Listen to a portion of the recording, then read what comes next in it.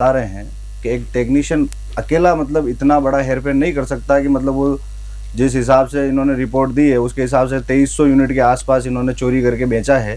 तो ये कहीं ना कहीं जिम्मेदार अधिकारियों या सबकी मिलीभगत से ही हो पाया है, क्योंकि जहां अपन देखें तो इन्होंने 14 लाख रुपए के आसपास का प्लाज्मा इन्होंने बेचा है वहां से चोरी करके।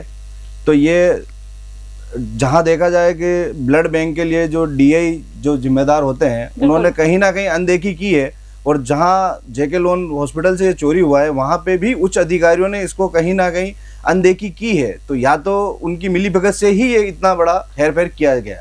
कहने का मतलब है आपके कि अधिकारियों की मिलीभगत, क्योंकि इतना बड़ा जो प्रशासन है उनके नाक के नीचे आखिरकार कैसे हो सकता है? क्योंकि जैसे कि मैंने बात कही विकास जी की कैमरास लगे होते, इतना बड़ा अस्पताल है जयपुर का, कैमरा लगे हैं और उसके बावजूद भी जो इतनी बड़ी हेरफेर है। तो बिल्कुल आपकी बात सही है। चलिए हम मनोज जी से बातचीत जारी रखेंगे। मनोज जी, हम जानना चाहेंगे कि देखिए एक हाल में ही एक ताजा मामला हमारे सामने आया था जो कि नीमका थाना का था, जिसमें सीता ब्लड बैंक से लिया गया जो खून था वो 6 लोगों की मौत का कारण बन जाता है। हमारे सामने खबर आई थी कि मरने वालों में 2 गर्भवती हैं, 2 बुजुर्ग हैं और साथ ही साथ 2 बच्चे भी शामिल हैं। तो मैं आपसे जानना चाहूंगी कि इसका जिम्मेदार कौन है? देखिए रितिका, बिल्कुल सीधी सी बात है। जिस तरह से ऐसे मामले जब सामने आते हैं तो जिम्मेदार कुर्सी पर बैठे लोग निश्चित तौर पर इसके जिम्मेदार होते हैं। लेकिन होता क्या है, 4 दिन मामला गर्म होता है और छोटी मोटी कार्रवाई होकर कहीं ना कहीं प्रशासन जो है, सरकार है जो पर्दा डाल देती है। ये कई बार देखा गया। लेकिन वर्तमान की जो स्थितियां हैं वो कुछ अलग हैं। अभी कुछ एक्शन इस तरह को देखने को मिले, चाहे स्वास्थ्य विभाग की बात करें चाहे अदर डिपार्टमेंट की, तो निश्चित तौर पर ऐसे लोगों के ऊपर वर्तमान सरकार कहीं ना कहीं एक्शन मोड में नजर आ रही है। जी रितिका जी, आपका ये मानना है कि वर्तमान सरकार में काफी सारी जो बदलाव है वो आए हैं और एक्शन मोड पे नजर आ रही है। चलिए विकास जी, हम आपसे बातचीत जारी रखना चाहेंगे कि आपने जैसे कि मैंने नीमका थाना की बात की, तो जिन मरीजों को ब्लड चढ़ाया गया था उन मरीजों का सैंपल भी लिया गया है, अभी जांच भी चल रही है। मगर मेरा जो बहुत बड़ा सवाल है वो ये है कि अगर बाकी मरीजों के ब्लड सैंपल पॉजिटिव आते हैं तो इस मामले को सरकार और चिकित्सा विभाग कैसे संभाल पाएगा? क्योंकि बहुत बड़ी बात हो जाएगी। और मरीजों के सैंपल पॉजिटिव आने का तो कम चांस है, क्योंकि जिस हिसाब से बताया जा रहा था कि जैसे ही ये मामला खुला और आनन फानन में चिकित्सा विभाग ने इसको ब्लड बैंक को सीज कर दिया और उस जहां तक बताया जा रहा है कि उस ब्लड को डिस्ट्रॉय भी किया गया है। डिस्ट्रॉय किया गया, ओके। तो उस हिसाब से देखा जाए तो ब्लड और अधिक लोगों को नहीं चढ़ा है, और फिर भी अगर इसमें किसी को चढ़ा है और अगर वो पॉजिटिव आते हैं तो विभाग को उनकी पूरी जांचें करवा के उनको मतलब जो भी सहयोग हो सकता है वो पूरा करना चाहिए। बिल्कुल सही कहा विकास जी ने कि अगर जो खून पहले किसी को चढ़ चुका है, हालांकि जैसे कि विकास जी ने बताया कि जो बाकी का जो ब्लड था उसको डिस्ट्रॉय कर दिया गया है, और अगर किसी को पहले खून चढ़ाया जा चुका है तो उसकी जो जांच है उसके जो विभाग के जिम्मेदार अधिकारी हैं, मैं तो ये कहूंगी कि ये उनकी जिम्मेदारी बन जाएगी। चलिए मनोहर जी, हम आप पर आएंगे।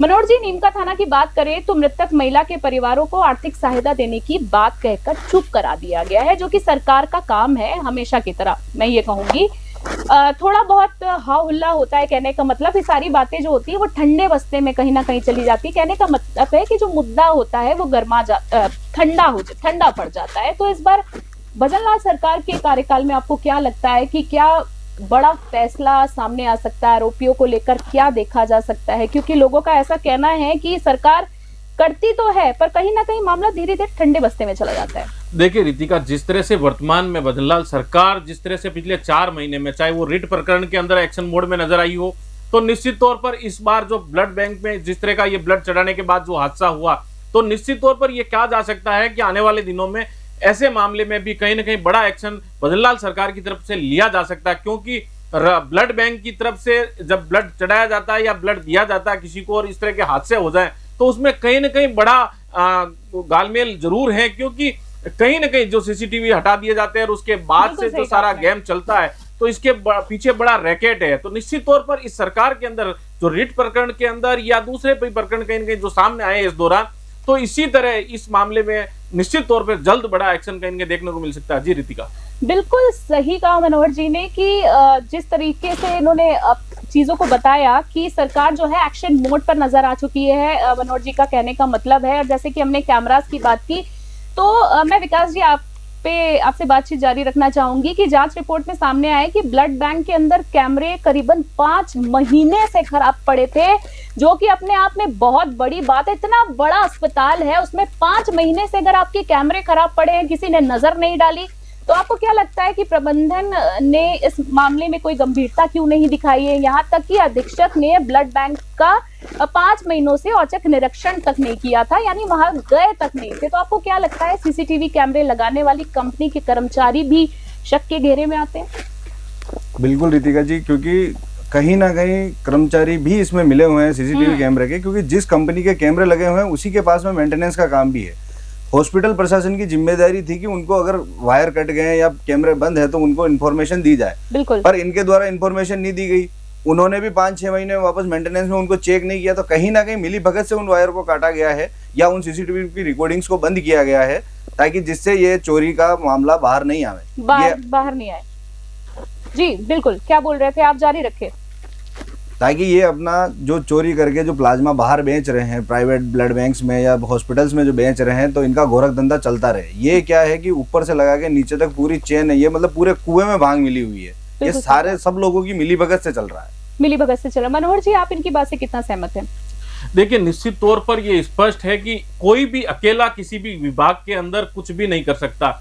तो साफ बात है कि कहीं ना कहीं नीचे से लेके ऊपर तक के जो अधिकारी है, तमाम लोग इस पूरे मामले में कहीं ना कहीं मिले होते हैं। किसी की साइलेंट सहमति होती है तो किसी तरह की सहमति होती है, तभी जाके इस तरह के काम किए जा सकते हैं। जी रितिका, बिल्कुल सही कहा मनोहर जी ने कि कहीं ना कहीं अंदरूनी जो एक सहमति होती है, जैसे कि मैंने पहला सवाल ही यही कहा था कि एक लैब टेक्नीशियन इतनी बड़ी हिम्मत तो नहीं कर सकता है कि इतने बड़े अस्पताल में 14 लाख का हेर फेर कर सके। तो मनोहर जी, आपसे मैं अब जानना चाहूंगी कि कितने लोग अब तक एक्सपोज हो चुके हैं इस मामले में? आपको क्या आपको कितनी जानकारी इस बारे में, कितने लोग पकड़े गए हैं? पर सबसे बड़ा सवाल ये है कि जांच के कटघरे में आगे जाकर और कौन कौन सामने आ सकता है, आपको क्या लगता है? देखिए रितिका, जिस तरह से अभी तक की जो जानकारी है उसमें एक व्यक्ति को पकड़ा था और उसके अंदर भी पुलिस की जो फाइल थी उसके अंदर निश्चित तौर पर कोर्ट में जाते ही उस व्यक्ति की जमानत हो जाती है और आगे जो है पुलिस इन्वेस्टिगेशन कर रही है। तो कौन पकड़ा जाएगा ये जांच के बाद तय होगा। लेकिन कहीं न कहीं जो कार्यप्रणाली थी जांच की, उसके अंदर कहीं न कहीं जो नरमी बरती गई, उसकी वजह से न्यायालय से जमानत मिल जाती है आरोपी को और वो वापस बाहर आ जाता है। तो इस तरह के मामले जब होते हैं और इन्वेस्टिगेशन में कहीं न कहीं इस तरह का मामला होता है, तो लोगों के जो हौसले हैं अपराधियों के, वो कहीं न कहीं बुलंद हो जाते हैं। जी रितिका, विकास जी, आप मनोहर जी की बात से कितना सहमत है? क्योंकि मनोहर जी ने एक बहुत ही बेहतरीन बात कही है कि जब किसी तरह के भी अपराध होते हैं, इस मामले को छोड़ दे, किसी भी तरीके के अपराध होते हैं, पर जो हमारी सरकार है जब वो नरमियत बरतती तो कहीं ना कहीं अपराधियों के जो हौसले हैं वो बहुत बुलंद हो जाते हैं। तो इस पर आपका क्या कहना है? मैं मनोहर जी की बात से बिल्कुल सहमत हूँ, क्योंकि रितिका जी, जब तक बड़े लोगों का इसमें इन्वॉल्वमेंट नहीं होता है तब तक क्या है कि पुलिस भी, आज एक आम आदमी, गरीब आदमी अगर चला जाता है तो पुलिस जिस तरह से उसके साथ बर्ताव करती है, और यही जब आज इतना बड़ा मसला होने के बावजूद जब ये चीज बाहर आई कि किसी प्राइवेट हॉस्पिटल या प्राइवेट ब्लड बैंक को इनके द्वारा ब्लड बेचा जा रहा है, फिर भी उस ब्लड बैंक का या उससे पूछताछ नहीं करके और इस पे इतनी नरमिता दी गई कि इनको जमानत मिल गई, तो ये कहीं ना कहीं मिली भगत है और उच्च अधिकारियों और बड़े लेवल के लोगों का इसमें कहीं ना कहीं हाथ है। और इस तरह के मामले ही नहीं विकास जी, ऐसे कई सारे जो हमारे देश में आपराधिक मामले होते हैं, देखा जाता है उसमें कि उसमें जमानत मिल जाती है। जैसे कि हम देखा जाए तो काफी सारे लोगों को हमारे यहाँ पर जेल में बिठा के बिरयानी खिलाई जाती है। इससे पहले एक डिबेट हुई थी, इसमें मैंने ये बात कही थी कि हमारे देश में ही ऐसे आपराधिक लोगों को बैठ के बिरयानी खिलाई जाती है। उसके बाद यही लोग हमारे जो देश की भोली भाली जनता है उनका हमारे देश में रहकर गला काटते हैं। तो मुझे लगता है कि संविधान को बदलने की बहुत ज्यादा जरूरत है। विकास जी, मैं आपसे अब जानना चाहूंगी कि आपको क्या लगता है कि कोई बड़ा चेहरा सामने आया है? क्योंकि इतना बेखौफ प्रशासन, क्योंकि इतने बेखौफ हो चुके हैं लोग, तो आपको क्या लगता है कि इनका कोई माँ बाप है? प्रशासन का भी इनको बेखौफ, बिल्कुल कोई डर नहीं है? इनमें कोई ना कोई बड़ा चेहरा जरूर सामने आएगा अगर पुलिस पूरे ईमानदारी से अगर इसकी इन्वेस्टिगेशन करती है, या भजनलाल सरकार अगर इस पर पूरी इन्वेस्टिगेशन ईमानदारी से करवाती है, तो जरूर कोई ना कोई बड़ा चेहरा सामने आएगा। बड़ा चेहरा सामने आएगा। विकास जी, आपके हिसाब से, मनोज जी, हम आपसे जानना चाहेंगे कि आपसे एक आखिरी सवाल हम जानना चाहेंगे कि पुलिस जिस तरह की भूमिका निभा रही है उससे आपको क्या लगता है कि कोई बड़ी मछली और थी और कोई छोटे कर्मचारियों पर कार्रवाई कर इतिश्री तो नहीं लगाई गई है? देखिए रितिका, जिस तरह से कार्रवाई हुई है उसमें निश्चित तौर पर यह कहा जा सकता है कि बड़ी मछली कोई और है, और छोटे कर्मचारी पर, छोटे लोगों पर इस तरह की कार्रवाई करके प्रशासन हमेशा ही इतिश्री करता आया और उसी तरह इस पूरे मामले में भी की है।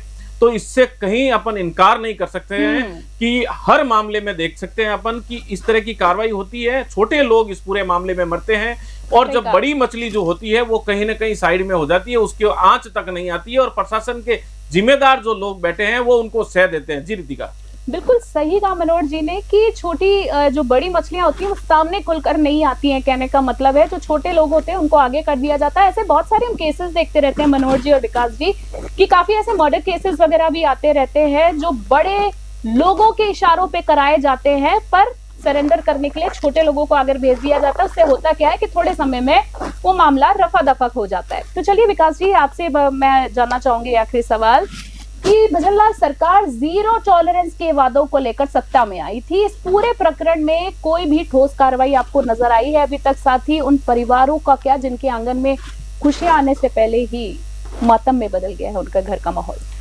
इस मामले को देखते हुए तो ऐसा लग रहा है कि पूर्ण ईमानदारी के साथ में काम नहीं किया प्रशासन ने। भजनलाल सरकार जिस वादे और जिस हिसाब से सरकार बनाई थी इन्होंने, पर उसमें लग नहीं रहा है कि पूर्ण ईमानदारी से काम हो रहा है, क्योंकि जहां एक छोटे कर्मचारी को सस्पेंड कर दिया गया या 17 सीसी का नोटिस दे दिया गया, वहीं उच्च अधिकारियों का या जहां बेचान किया गया उन चीजों पे ध्यान नहीं देके, उनकी पूर्ण छानबीन नहीं करके इन्होंने जो देखा जाए तो अगर नोटशीट जो तैयार करी है तो उस हिसाब से तो नहीं लग रहा कि ईमानदारी से कोई काम कर रहे हैं। ईमानदारी से काम कर रहे हैं, बिल्कुल विकास जी। मनोज जी, आप दोनों को बहुत बहुत धन्यवाद कि आप आज स्टूडियो में आए, हमारे साथ आपने चर्चा की, वार्तालाप जारी रखी। हम चाहेंगे कि आगे भी हम आपसे वार्तालाप जारी रखें। विकास जोशी जी, मनोज जोशी जी, आज की चर्चा में बहुत बहुत धन्यवाद आप दोनों को। आगे भी हम चाहेंगे कि इस तरह की चर्चाएं हम आपके साथ जारी रखें। इसी तरह की तमाम अपडेट्स के लिए बने रहें न्यूज़ 21 के साथ। देखते रहिए। जय हिंद, जय भारत।